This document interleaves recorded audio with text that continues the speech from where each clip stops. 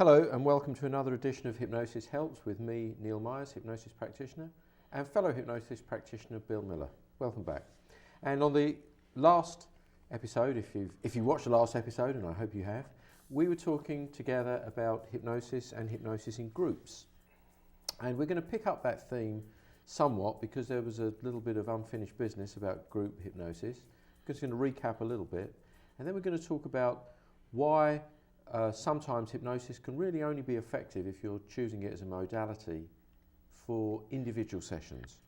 And surprisingly, when we started talking about groups together, Bill, the thing that was striking, and it's funny, until we started to do this, it didn't even really strike me that most hypnosis that people know about is group hypnosis, because it's either stage hypnosis, which is a form of group hypnosis, or it's hypnosis in large groups, smoking cessation, sometimes weight loss. Right. And we spent some time differentiating between the two and why the pros and cons of group work and how we do that. So those good things. We're going to pick that up a little bit, and then we're going to switch it and explain why certain things really should be done individually, you know, by individual session. Right. So just to recap just a little bit there. And it was funny because after you and I talked about each of these individual things, individual sessions for allergy or things like that, it came to us, well, there's really a basic criteria for what you can do in a group to be effective. Mm-hmm. And we came up with three. Maybe you'll think of another one as we do it. But basically, you know, you have to have people that can easily go into somnambulism, that deep state of hypnosis that we always talk about. Not everyone can go into that state, but they may need a little more individual attention. And so you really have to have people that you would basically figure are going to go down in pretty easily, in which we could do some screening, and then you might have to exclude people as you go and say, no, you really need individual help. The second one we said is, you know, one of the biggest things is their motivation. Do they have enough motivation? And, you know, with many of these, what we say is, you know, you have to be sick of the status quo, you know, and so we'd have to screen for motivation. And then the third one is you're really only going to do things that involve direct suggestion.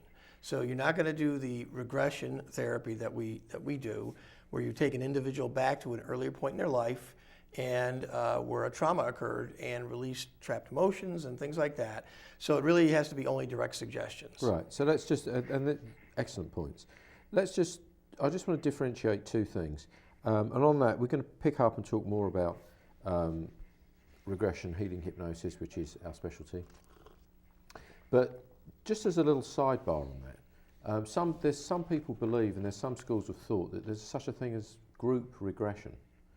And I've heard some clients describe and some practitioners describe how they have groups of people and they all, quote, meet their inner child, or they all go back and do something. And I want to state this on the record, and it may be upsetting to some practitioners out there. There is no such thing as real group regression sessions. I'm sorry. It is a fiction. The things that happen in regression sessions are highly individual. Now, that doesn't mean that people can't experience some aspect of regression in group, but what is going on in a group is quite different from what we mean by what happens in regression sessions. In groups, what's happened is people are meeting maybe a symbol or a partial experience. It's not what we mean by group regression at all. So this is an interesting thing. I'm going to throw you a curveball and ask you what you think of a certain thing. Because, you know, we talk about the kind of regression that we do, where basically we stimulate a feeling that's causing problems in their current day, and we have them follow it back to what we call subsequent sensitizing events, so something earlier in their life, and then we keep following it back till we get to the very initial event and releasing trapped emotion along the way. Now, some other people who say they do regression do age regression. Yes. What would you think about if you had a group and you said, okay, we're going to all go back to age 1? Yeah, I mean, you can try it, you can say it, you can give a suggestion. The likelihood of it happening is remote, and even if it does, it would almost be worse. So imagine having 20 people in a room and all of a sudden all of them are truly back at age 1 year old. And that could be anything. It could be happy, sad, it could be traumatic, it could be a particular event, who knows? It would be anarchy. And I've actually heard of sessions where, you know, groups of people, you know, 20 people on the floor and some screaming their heads off and some are, you know... Have you really? Yeah, but again, it's not, I want to really emphasise, we're about meaningful therapy. We're not about effects. Right. You know, one of the things that you see... And it's not for fun. No, one of the things that you'll see in group work, or rather in stage work, which is a form of group work, is that people will say, as part of one of the skits, I want everybody to behave, and this is the key phrase, as if they were 1 year old, 3 years old, 2 years old. Now that's completely different from telling a group of somebody to go back to when they were 2 years old. Right. As if is a symbol, it's a fiction, it's fun.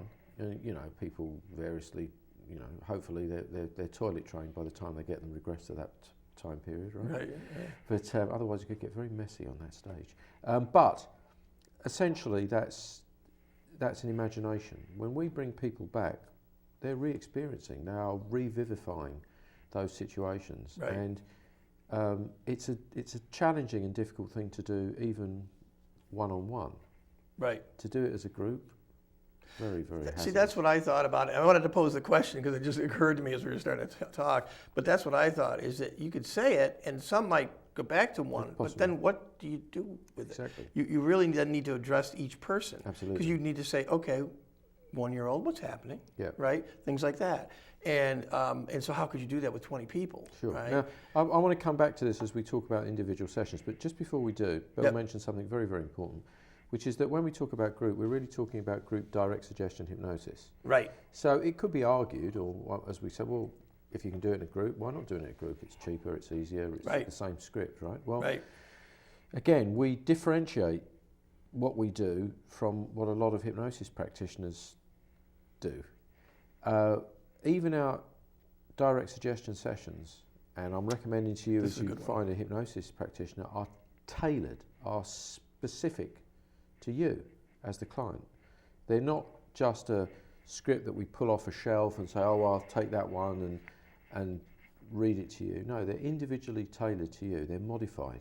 So to be really clear, yeah, a script is you know, a series of direct suggestions you give, and there are standard scripts for quitting smoking and standard scripts for weight loss and things like this, and you can purchase them. Sure. All right, but if you buy them, they're all generic. They don't talk to you with anything specific to you, and that is just not what we do. No, it is tailored to your individual, what you're going through, and so forth. Yes, and so for us, a script is a blueprint that we use to help guide us as to key elements. There are, for example, when we use direct suggestion for smoking cessation, there are key techniques and staging points that we pass through to make the session effective. But even those are individual. For example, people that smoke will have certain what I call light-up triggers. Right. A light-up trigger could be they light up at the end of the meal. They light up when they wake up in the morning or just before they go to bed. Right. Before they have a coffee or after they have a coffee, when they're on a break, just as they arrive at work, just as they're leaving work. There could be all sorts of things. Those individual triggers, whilst we could, probably any of you that smoke or used to smoke would recognise some of those, there are some for some individuals that are much more powerful than others. Right. And so, for example, one of the clients that we had made a very interesting point that that smoking for her signalled the end of a meal. Yes. And that without that, the meal would just continue on and on and on. And she was very fearful, even consciously, that she would gain weight. So we would because the smoking was the action that caused the meal to end. Right. So in the construction of the part of that script for her, I was very careful to ensure that it was modified in a way that was meaningful to her and that particular concern. Right. Because the key to direct suggestion is, as we've spoken about before, that the mind is locked around an idea. Mm-hmm. And the mind is not going to be locked around an idea that you don't want, that you don't accept, that doesn't seem meaningful to you. So take, again, smoking cessation. Somebody else might light up every time they wake up. Some people that they can't imagine doing that even if they're smokers. And so if I was to put that suggestion in, even in a general sense as a script, Some people would argue, well, it doesn't make any difference if it's not relevant to you, you just ignore it. Right. But what happens is that it creates the wrong idea in the mind, the idea that, well, since this isn't relevant to me, let me just reject it. Right. And then it's much harder to make that script Right. and that session effective. That's one part of it. Now, when people ask me about scripts, and if you work with me and Bill, we don't really use scripts very much. Do I use them? Sometimes. But I say to people, Hamlet's a script. King Lear's a script. These are scripts, but they're mighty scripts. And they don't really, if I was to read Hamlet, it wouldn't do much for the audience.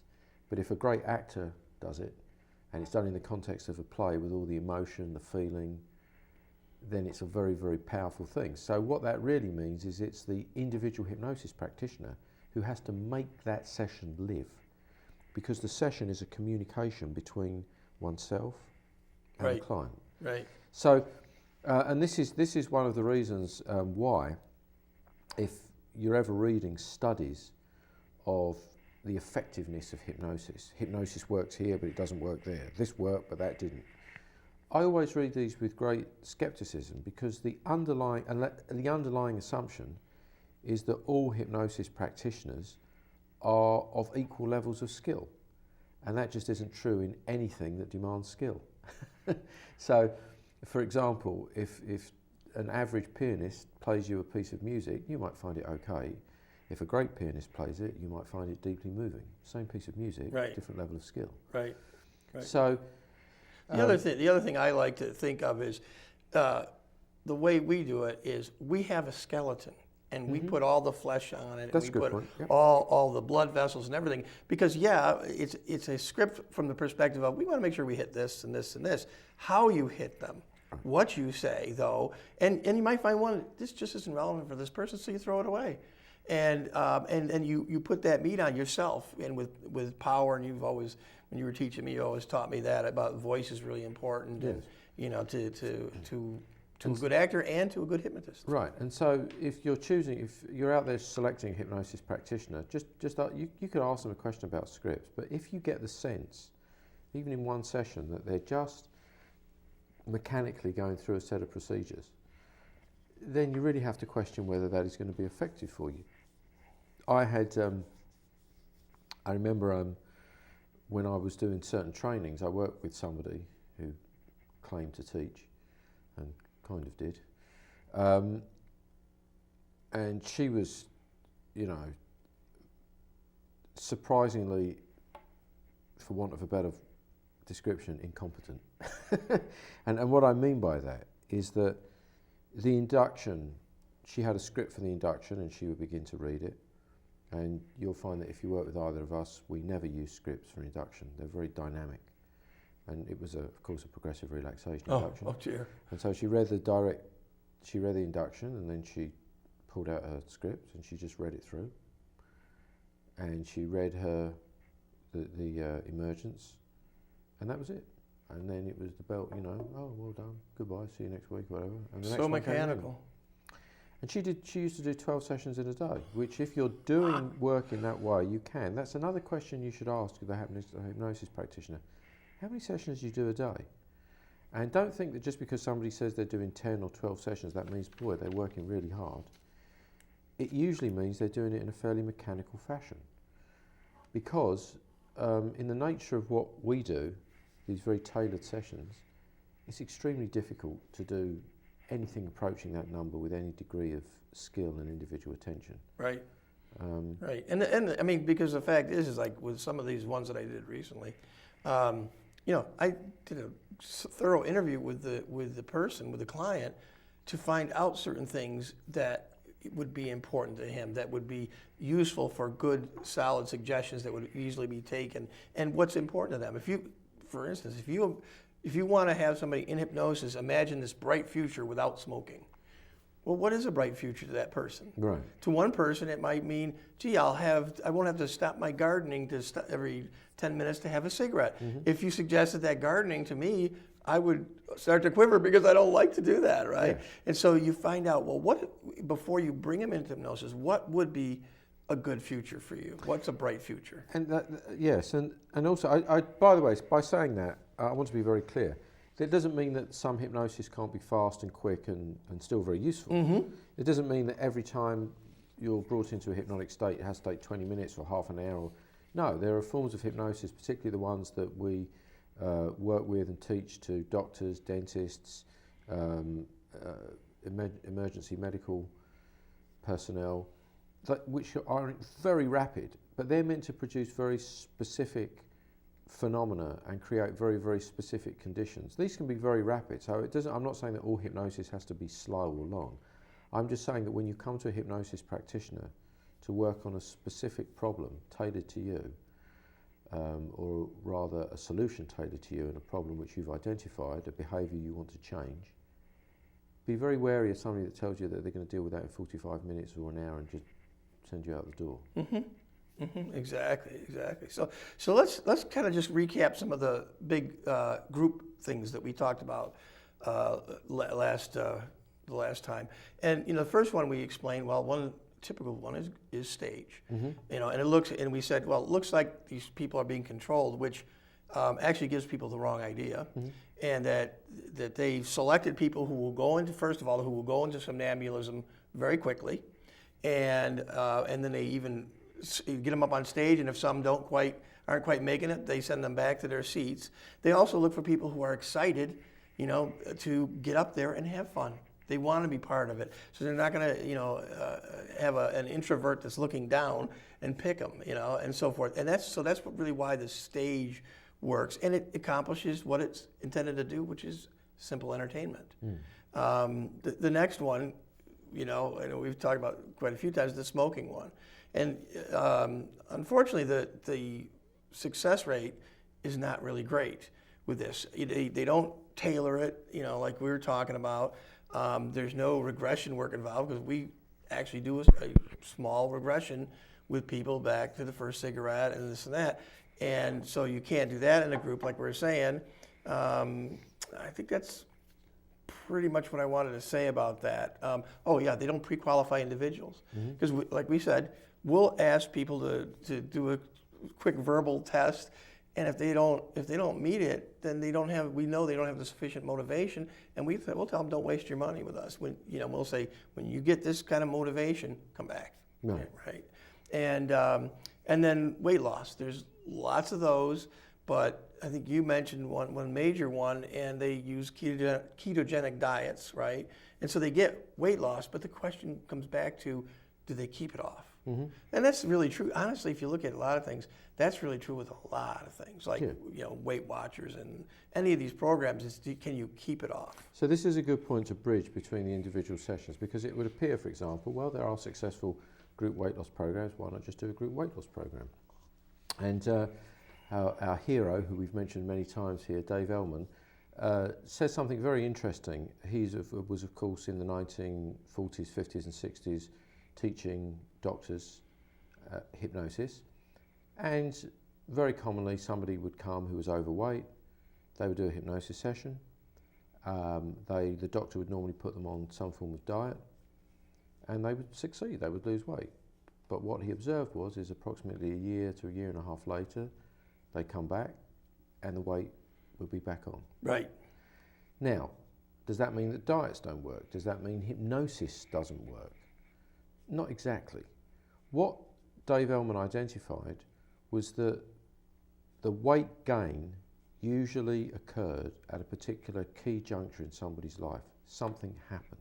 Something triggered it. Correct. Right, okay. It triggered a response which meant that they packed on the weight. And he found that to be effective, you needed to get back to find out what that was, what occurred, what was the event that changed their relationship to food, to such that they lost their sense of satiety, of satisfaction, and they started packing on the weight. So basically what he's telling us is that to be effective, even in something which seems to many people as straightforward as weight management, a form of regression is usually very, very, very helpful. Right. And one thing, just to clarify, because we're both kind of muddling in here with this one here, is that especially with someone who's got extreme weight and it's not due to an organic cause, there's usually an initial sensitizing event that you have to do, some trauma in childhood that has been sitting there. And usually, though, they may not be overweight for many years, and then there's the trigger event. Yes. And something happens here later in their life that triggers them, and all of a sudden they start gaining weight. Right. But as we say, yeah, we need to go back to these events, but we need to get back to that initial one and really resolve that initial one. Yeah. And then the rest of any other events that kept driving it will just, can go away on their own. They won't have any more power to it. Yeah. So that's the real key, and you can't do that with regression. My point too is you can't even do it with conscious mind, because they may say, oh yeah, I started gaining weight. I had this trauma at 14 and I started gaining weight. But you can talk to them about that consciously because you know about it. But it's really the earlier one. That's true, and also very often the emotional content of that, the true emotional content, even of those later triggering events, is not known either. Right. It's very interesting what gets revealed. So that's an example of where there's a bridge between the two, where the individually tailored and regression component is extremely valuable in making effective any weight management or weight loss program. Right. Without it, it's far less effective. And you and I have talked, and you've said to me before, it is one of the harder things to do, weight loss. And we talked about a lot of that. Why is that? Well, partly, one small component is you can quit smoking and just never smoke again. You can't quit eating, So you've always got to have to eat, and so there has to be moderation. You can't have that event driving it. Right. And it can be far back and a lot of factors, so it may be hard to get at. Depends, Right. So now what I want to do is, now we've talked a lot about group work, let's talk a little bit about why, if you're looking to create a particular change, you really have to do it by individual session, and the reason for that and what the common factor is. So do you want to kick that off, or do you want to? I'm going to let you kick it off. So the key factor is whether there is an individual occurrence or event which has precipitated the behaviour, or in some cases the illness, for which you are approaching a hypnosis practitioner. So, for example, we devoted a whole program to stuttering and stammering. To my knowledge, there's no such thing as group hypnosis to heal stuttering and stammering. Right. Yet, by case example, we described on that show how stuttering and stammering is something that is amenable to hypnotic treatment. But it demands an individual session whereby we get back to the time when that behaviour first occurred, because nobody's born with it.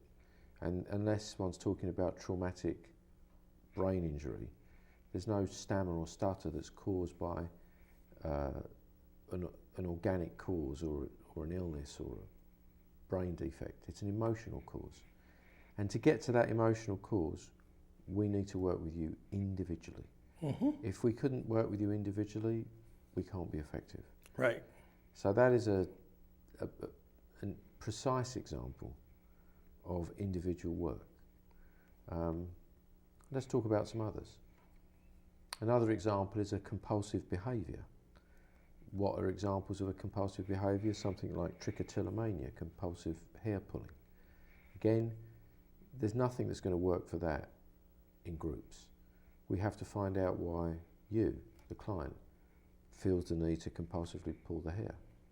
Yeah, and things like, you may have things that the individual says something like, I don't want to do this anymore, whatever the action is. I just can't seem to stop myself. Right. I know it's bad for me, bad for my health or whatever, bad for people around me. I just can't seem to help myself. Right. In those kind of cases, it sounds more like, there's an initial event, a trauma that's occurring. Or another example is where we sometimes use something called parts therapy, which we'll talk about more fully again. But this is where we all experience this to a degree, where there are two parts of our mind. Right. One that says, well, I really don't want this behaviour to continue, and another says, well, yes, I do. and we're at war with ourselves. It feels as if there's two parts of ourselves which are each seeking dominance and ascendancy. The resolution of that only happens by individual session. Right. There's no group work. Right. For anything like that. Right. Exactly. Yeah. You have to come along, and that session has to be absolutely tailored to you. Yeah. And it's there. There's no question. And one other thing is, you might, even the ones I want to mention, even the ones that are more amenable, let's say, to a group, you can get into that and then find out, no, for this individual, there's something bigger driving it. So let's give just a quick example of that. We do, and we mentioned stress management. We show people techniques this is a good example. to manage stress. And these are very valuable and very, very useful techniques, but we're talking about stress in the broadest sense. Now let's take a specific manifestation perhaps of stress. Bruxism, teeth grinding, occurring at night, not just during the day, but at night. People grind their teeth, and as dentists if anybody out there's a dentist, you'll already know that you can do thousands of dollars of dental work on somebody and have it ruined in a few days by tooth grinding. And people use physical barriers like guards and other things to prevent them grinding teeth. Right. But hypnosis has long been used successfully as a treatment for that unconscious grinding of the teeth at night. Now, very often people will say, oh, well, that's due to excessive stress. If you reduce the stress in your life, you won't grind your teeth. And so it looks, well, if you just did a group hypnosis session and your session, or any form of relaxation therapy, it would go away. But that isn't what people find in practice. Why? Because the bruxism, the grinding of the teeth, is linked to usually a specific event. People don't start off when they first get teeth grinding their teeth. I don't think there's any instances of very, very small children, tiny, little children grinding their teeth. Something has to occur which manifests in that particular behaviour as a protective mechanism of the subconscious mind, because the reason that behaviour is there, from our standpoint, is that somehow your subconscious mind, if you have that behaviour, believes that it's protecting you in some way. As absurd as that may sound to the conscious mind, that's what the belief is. Yeah. And we have to get to that to find out what it is.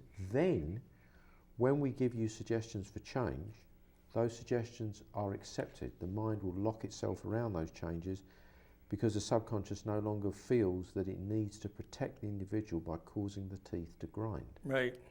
So, again, superficially it looks like mere stress reduction is going to work. And on that, and this is something that we say, hypnosis merely for relaxation is not a cure-all. It's not a panacea. No. One of my colleagues used to call it relaxotherapy. The basic idea that if you just relax everybody enough, illness and stress and everything related to it, and when we talk about stress we mean negative stress, will just disappear. It will just melt away like ice melts on a warm summer's day. I wish it were true. An example of that is something like IBS, irritable bowel syndrome. One is often told that that's because of excessive stress, so it seems obvious. Reduce stress, use relaxation. But we've found time and again that is not enough to get the job done. You have to get back to why that's manifesting in that individual in that specific way. Right.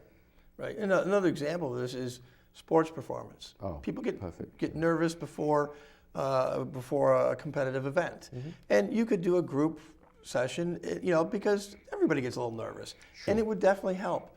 But if you have one individual in there that says, well, I'm vomiting before every event, there's something there that individual, you need to pull them out, and those individual relaxation suggestions aren't going to really do much good until you get back to that event, that source of that high anxiety, and get rid of it there, release those emotions and so forth.